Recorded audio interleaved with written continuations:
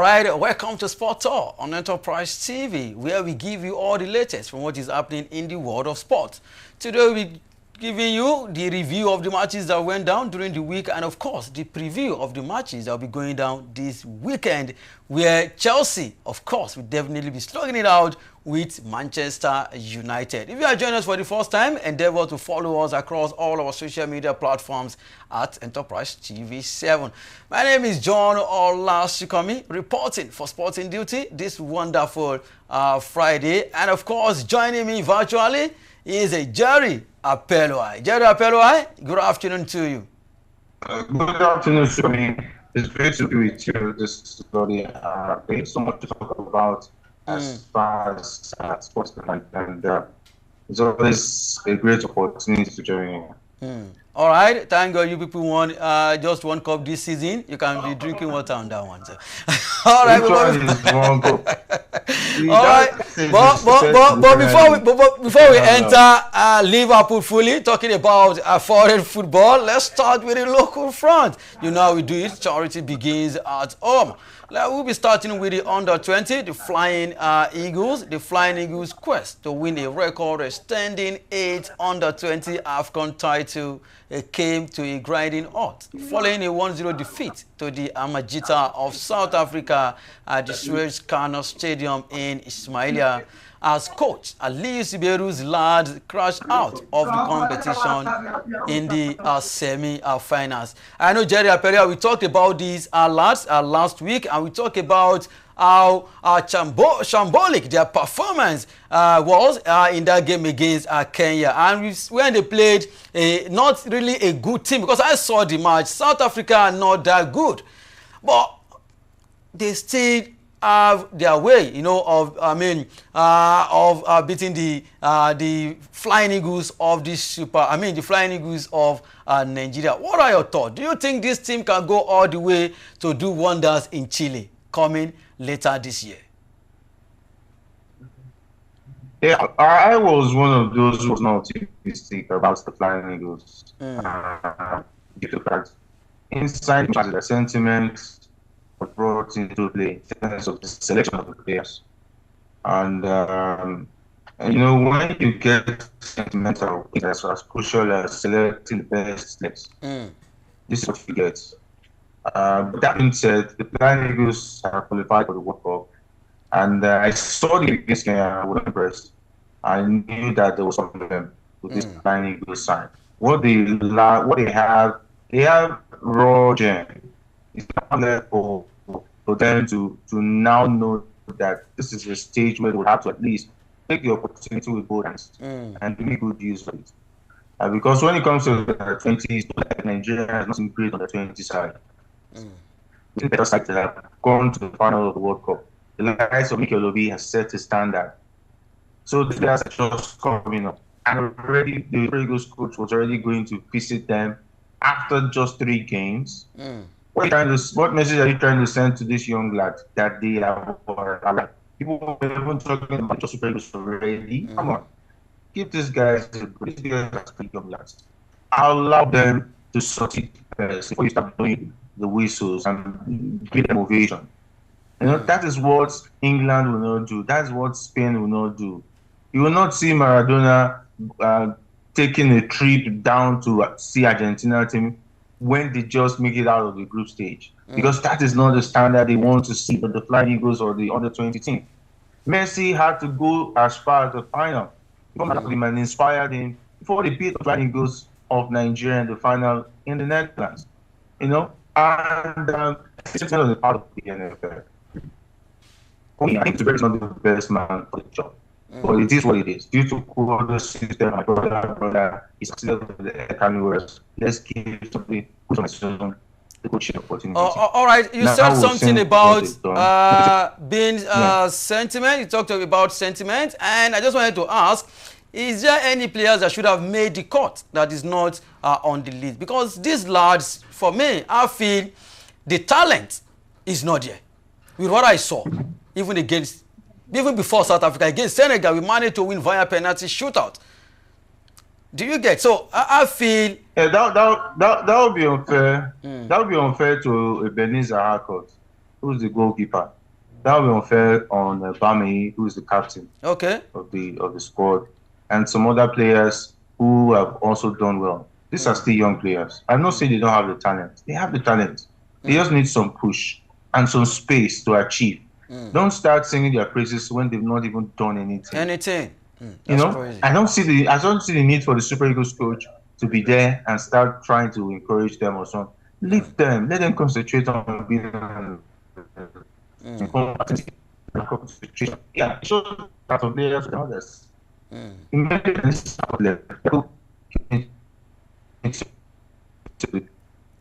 All right, it seems like Jerry Apello's network is not cooperating.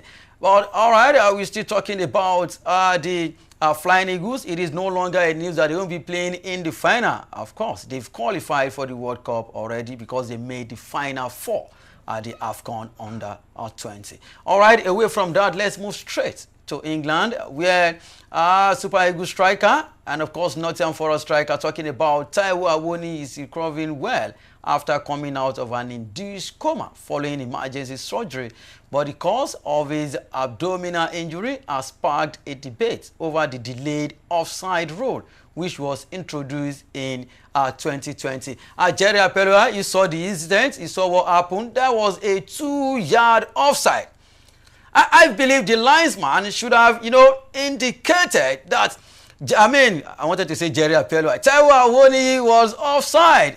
But it is what it is. We thank God. And of course, he is recovering well. Even Allah, also said some things about that. He spoke with the family. And of course, he is doing well. So what are your thoughts on this? Should we blame it on the rules, or it's just unfortunate that Taiwo Awoniyi had to be in that situation?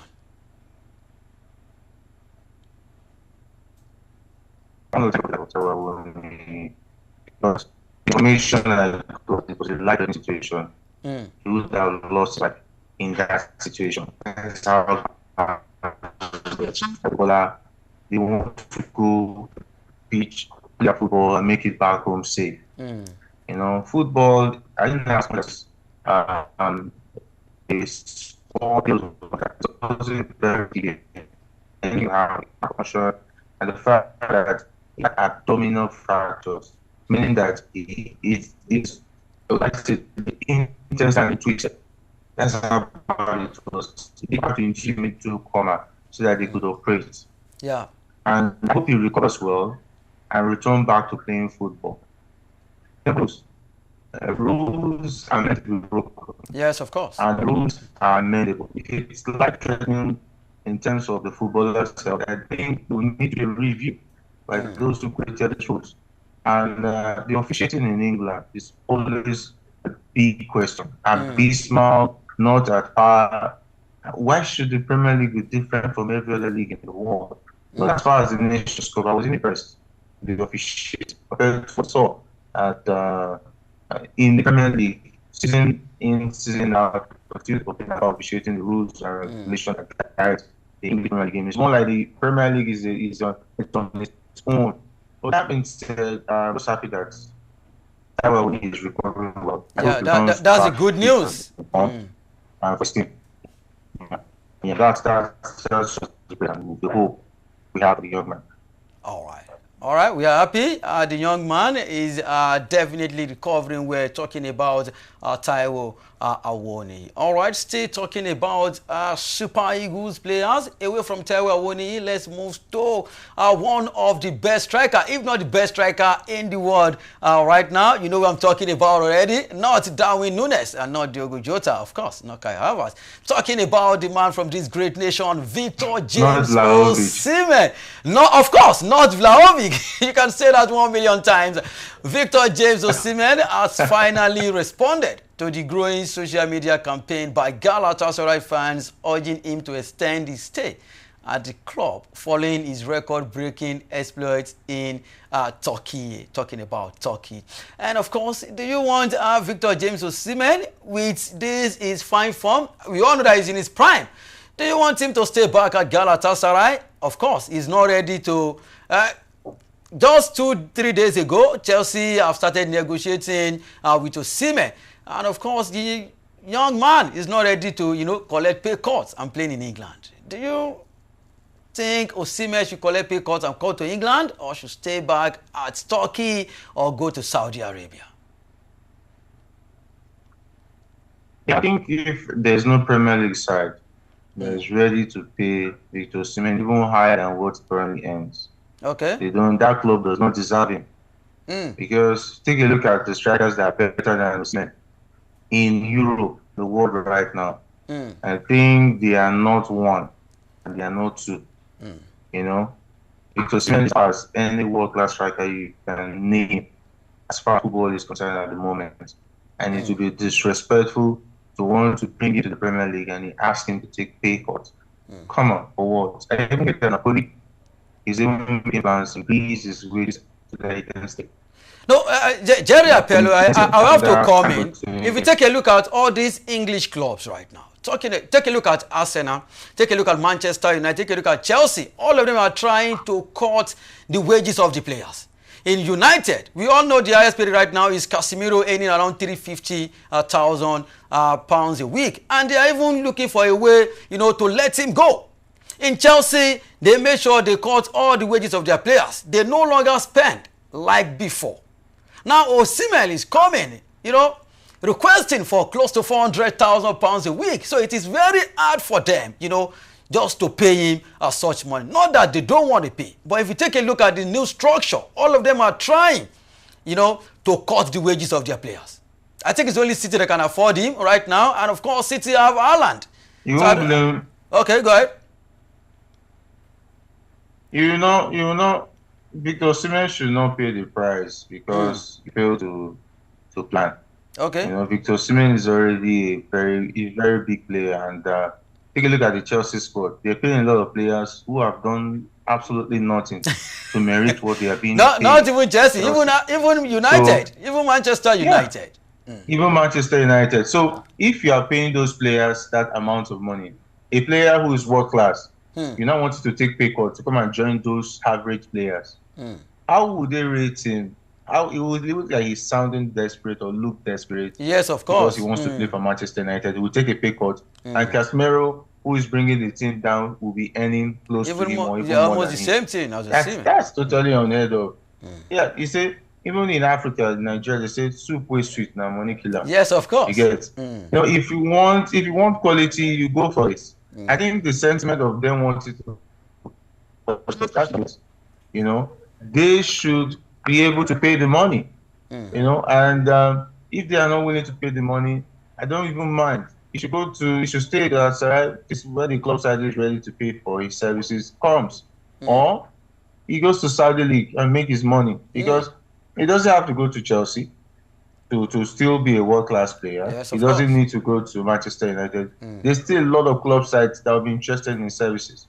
So I think he should not be in a hurry, and he should still take his time. The transfer window is still it's just very close by. And we never can tell. Liverpool might just, I just want to sign in. Yeah, I'll be so impressed if Liverpool could stick out their necks to buy him, because take a look at Liverpool now. I heard they're going for Gyökeres. For me, that's £60 million. Add something to it and get Victor Osimhen to Liverpool. Then you can even do a swap deal with Napoli. Give them Darwin Núñez and even Luis Diaz. Give them who? Give them the both. Give them Luis who? Diaz and Darwin Núñez. Oh, okay, all right. Yes. 2 players. Give them Luis Diaz and Darwin Núñez. I'm not. Even if I add Jota to it, I'll be okay. Yes. Crazy. Get me Victor Osimhen and get me some other somebody who can also play. Get me Florian Wirtz, Victor Osimhen. Ship out Darwin Núñez, Diogo Jota, and Luis Diaz. Then I'm good. I'm good to go. I'm even surprised Liverpool is not making any move for Victor Osimhen. He would make Liverpool contend very much for the league next season. He's just the player Liverpool needs right now to challenge for the league next season. For me, I feel in the world right now, that's the biggest striker right now. Talking about Osimhen. I agree with you. I agree with you. For the very first time, Jerry Apello agree with me. That's crazy. All right, away from. When it comes to Victor Osimhen, he's my name. Oh, okay. All right. We'll get there. All right. Away from local football, let's move straight to foreign football. In the Premier League, Chelsea's final home fixture of the Premier League season brings Manchester United to Stamford Bridge under floodlights and under pressure. Enzo Maresca's side, bruised by a 2-0 defeat by Newcastle, must now respond swiftly to preserve hopes of a top 5 finish and Champions League qualification. When we talk about Chelsea Man U in the Premier League, it's just like talking about Liverpool Man U. It's just like, you know, their own El Clasico. And we all know Manchester United form right now. The same thing goes to Chelsea. You can't say Chelsea, even on paper. We can't even say Chelsea better than Manchester United. But talking about the race for the top 5 right now, Chelsea really need this match even more than Manchester United. The last time they played at Stamford Bridge ended 4-3 in favor of Chelsea, all thanks to Cole Palmer. Are we seeing another 4-3 tonight between Chelsea and, of course, Manchester United? Yeah, coming from that 4-3 game, there's been a lot of difference for the season so far for Manchester United and for Chelsea. And if you say that they are not that different in terms of this season, I beg to disagree. Manchester United is currently on the 16th position on the league table. And they are in the final of the Europa League. Don't forget to add that. That is actually an irony.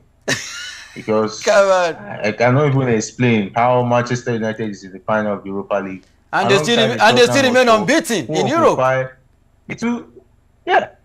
Unbeaten in Europe and you are the weeping boys in the Premier League. How does that really balance to me? It shows you that the Europa League has top standard. You know, I think for me, I now see the Europa League as just one childish league. There's a joke.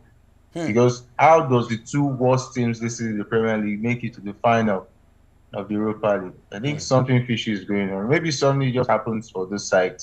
For me, they don't deserve to be in the final. They've been Jerry, wait. Let me counter that. In 2012, Di Matteo led Chelsea to Champions League final and he won that cup. And Chelsea finished around 12 or 13. So are you going to say the same thing to UEFA Champions League? Yeah, 12 and 16, 17. It's my part. That thing, the quality at Chelsea side, we don't know she had. Mourinho left under serious acrimony between him and the players were not happy. You know, there were a lot of issues, but we cannot say that for Manchester United. The players are getting their pay. They are putting in the coach has not even helped the situation. Ruben Amorim tried to change tactics. There's many master sports for Manchester United. Coming from Eric Ten Hag's era, I think they are going to go badly, more than when Eric Ten Hag was still the coach, you know, and they are considering go to point. Let's say for Tottenham, injuries have been a major problem. Because they still have some bit of quality in their squad. The likes of James Madison, if he could actually stay fit alongside success, I think the league season would have been better than what we've seen so far. But and for Andy Postecoglou, he has done everything in the book trying to make Tottenham survive the league. And of course, being the fact that the Europa League is more like a cup competition, I think gives him more time to reassess the situation and be able to deal with the situation and see himself in the final. But Manchester United spent a lot of money, brought in a new coach, and still yet they've made no changes. So it's a different kettle of fish compared to that Chelsea side. When it comes to that Champions League season, they were inspired to show that team was still very good. But what inspires this Manchester United side? I think it's just fluke for me making it to the final. And I've always termed their route to the final as fraudulent. We saw the situation where the referee was just dishing red card in the rest of that game. I was really disappointed. Lyon was absolutely abysmal. And for Atletico Bilbao, you say injuries and the red card really undid them. In the first leg, the red card, and the fact that the Williams brothers were not available. So before Man U can beat Chelsea now, they must give Chelsea player a red card tonight. Is that what you're saying? Maybe they will have to press that. But I want to give Chelsea benefit of that to win this one. I was really disappointed that Liverpool did them in favor by giving them 3 points, but we wanted to lose to Newcastle. But you cannot take away from Newcastle, a very good side, won the cup season, and they desperately want to play the champion. So you can Newcastle. All right. Yeah, let's take a look at other fixtures. Aston Villa versus Tottenham, Everton versus Southampton, West Ham United versus Nottingham Forest, Brentford versus Fulham, Leicester City versus Ipswich Town, Arsenal FC versus Newcastle United. All right, away from the Premier League, it is no longer a news that Barcelona are the champions of La Liga.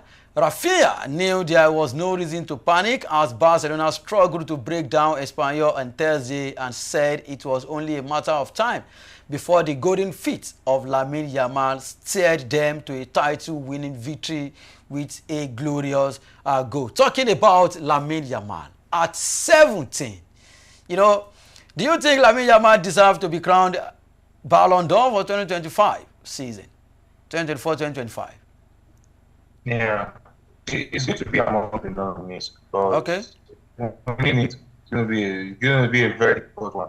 I mean, the fact that last competition, I think there's going to be Kylian Mbappe, and whoever wins the Champions League this season between Donnarumma, Dembele, and there's also the top out Lautaro Martinez. For Inter Milan, and so the competition is still very hard. He won the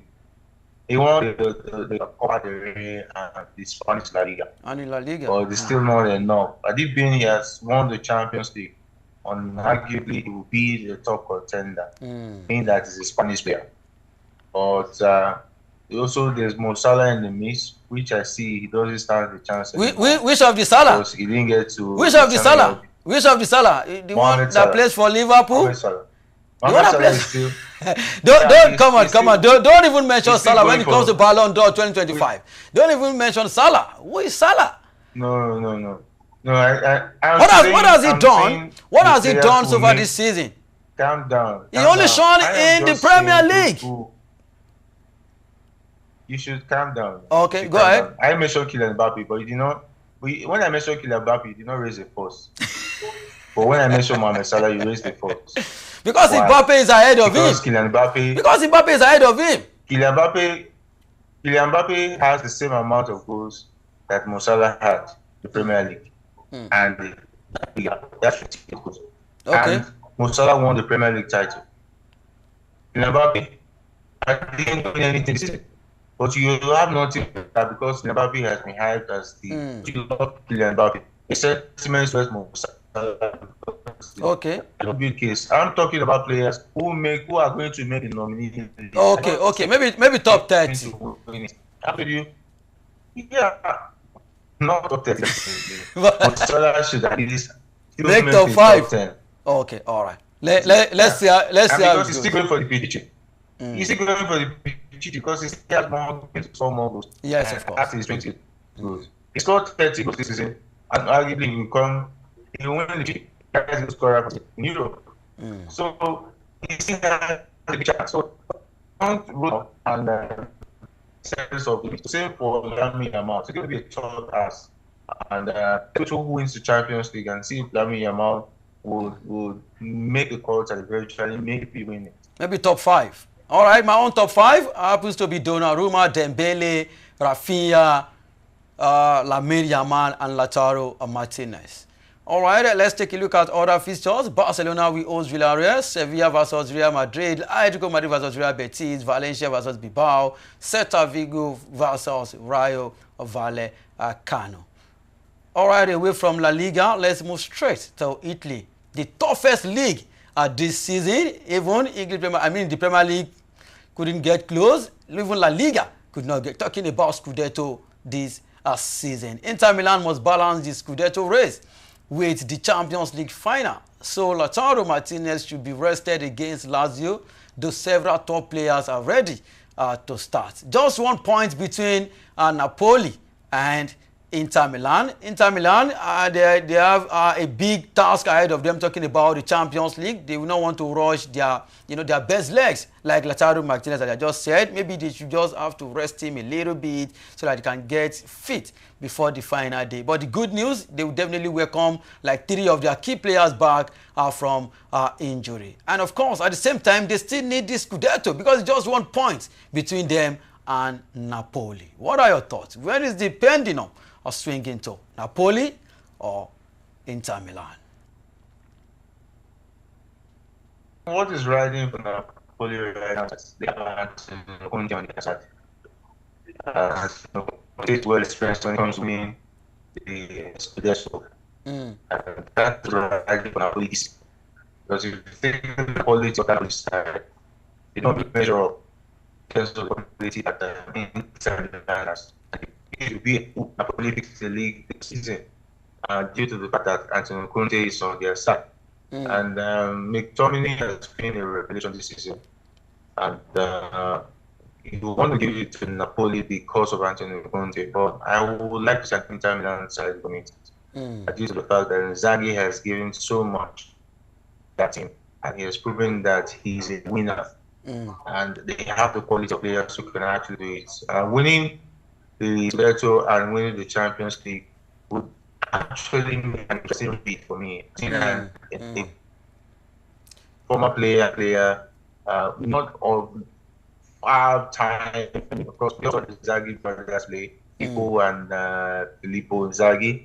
So I would love to see one of the brothers winning the double. Okay. I think it will make a very interesting read. So Inter Milan picking it, I fancy that. But Conte stands in their way with Napoli.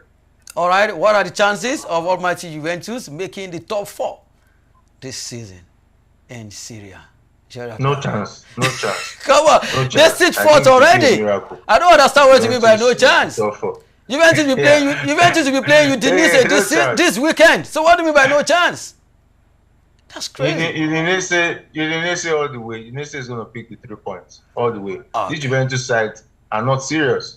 They have been fumbling and working, and even the circuit of their coach has really changed their fortunes. They've just been the pretenders. And if they make top 4, it will be unfair. The other sides who have given their all to make the top 4. Other side like I think Roma that just picked under Ranieri. AC Milan that has not been doing well. They picked at the right time. AC Milan, I think they deserve to be top 4 because at least they'll make a good representation for the next season. Than Juventus. Unlike Juventus. We also have fumbling and wobbling they were, even in the league stage. I don't want to see that miserable performance again in the Champions League next season, representing the Italians here. They should go and get that right. Then we cannot talk about Juventus. Just wait and see. All right, let's take a look at other fixtures. Genoa versus Atalanta, Juventus versus Udinese, Monza versus Empoli, Cagliari versus Venezia, Inter Milan versus Lazio. This is going to be a tough one. Parma at home against Napoli, another tough game this weekend. Fiorentina versus Bologna. Roma will definitely host AC Milan. Away from foreign football, let's move straight to other sports. In the world of tennis, Jannik Sinner marched into the semi-finals of the Italian Open on Thursday after destroying Casper Ruud in straight sets, 6-0, 6-1. And of course, in women tennis, Coco Gauff won a marathon 3-set battle with China's Chen Qinwen to advance to the women's final. Jerry Appello, gone are those days where we used to see the likes of Roger Federer, Novak Djokovic, Rafael Nadal. These days, it is all about Alcaraz, Jannik Sinner, Medvedev, Tommy Paul, and co. And of course, Jannik Sinner as the #1, and he will be facing Tommy Paul in the semi-final, and probably, maybe, one of Alcaraz versus Musetti in the final. What are your thoughts on these new lads, when it comes to tennis? Yeah, Jannik Sinner has been knocking on the door, and Paul has proven that he's one player for the future. Now it's not left to be seen they can bring a momentum of where we'll have players in the category of the Roger Federers, the Rafael Nadas, and the Novak Djokovic of this world. I thought Djokovic was still in this mix, but I don't know what's happening to him. age, maybe age is no longer on his side. Yeah. Yeah, age is already catching up with him. I thought he would do the Roger Federer in terms of a long time. Yeah, like 40, 41. Like the man is. Yeah, I think the man is satisfied with what he's so far. I think he's satisfied with what he's achieved so far. He's making a retirement plan already. The way, the body language. So picking the championship.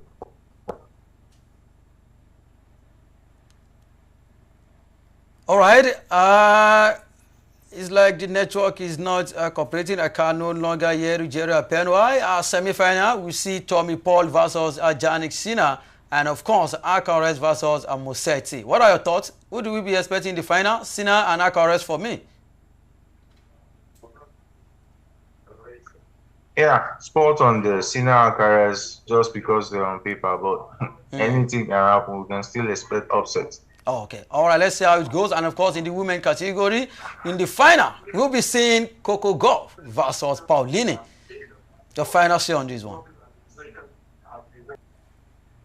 All right. I can barely hear you. I think this is where we draw the curtain on today's show. That is how much we can take on Sport on Enterprise TV 7. Endeavor to subscribe and click the notification bell to get notified of all alerts. Follow us across our social media platforms at Enterprise TV 7. Like, share, and engage in all content. Visit our website at www.enterprisetvnews.com for all the news you can use, the inclusives, and the live updates. Jerry Apelua has been great on the show this wonderful afternoon. My name remains John Olashkomi. Thanks for watching.